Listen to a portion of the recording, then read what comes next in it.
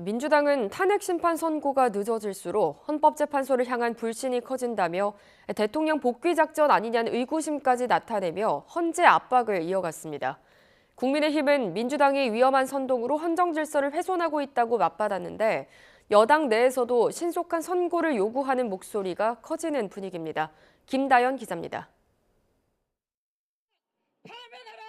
민주당 중진 의원들은 헌법재판소 앞에 집결해 역사의 치욕으로 남고 싶지 않다며 윤석열 대통령을 당장 파면하라고 목소리를 높였습니다. 외교나 경제 측면에서 국가적 불확실성이 심각해지고 있고 온갖 추측에 사회적 갈등이 격화하고 있다고 주장했습니다. 선고를 지연시키는 재판관이 있다면 그것은 대한민국을 죽이는 편에 섰음을 지금이라도 자각하기 바랍니다.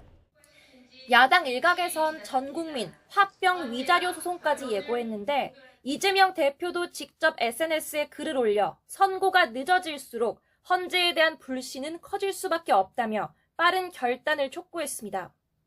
다만 재판관의 고뇌와 고충, 노고 같은 표현을 쓰며 헌재 압박으로 비치지 않기 위해 수위를 조절했는데 당 차원의 기자회견에선 고강도 비난이 나왔습니다. 현 상황을 윤석열 복귀와 제2계엄을 위한 총체적 지연작전 때문으로 판단합니다.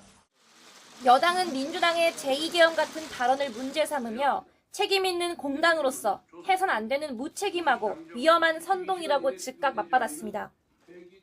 헌재 재판관들의 중립성과 독립성을 침해하는 발언을 서슴지 않는 것은 명백한 헌정 질서 훼손 행위입니다. 그러면서 헌재의 결정을 기다리는 게 국민의 도리라며 다소 신중한 태도도 보였는데 당 내에선 신속한 판단을 촉구하는 목소리가 이어졌습니다. 재판관 8명 가운데 탄핵 인용 의견이 6명에 이르지 못하고 있는 거라면 있는 그대로 선고를 내리면 된다는 겁니다.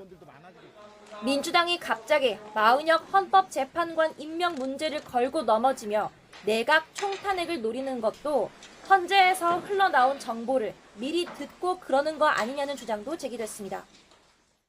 이 정도로 민당이 나오는 것은 헌법재판소가 민당이 원하는 대로 흘러가지 않고 있다라는 것을 보여주고 있고요.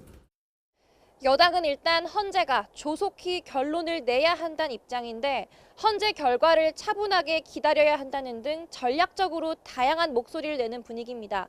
반면 야당은 한 목소리로 빠른 결론을 촉구하고 있는데 달력을 넘기게 된 선고 일정에 여야 공의 초조함이 확산하는 기류도 엿보입니다. YTN 김다연입니다.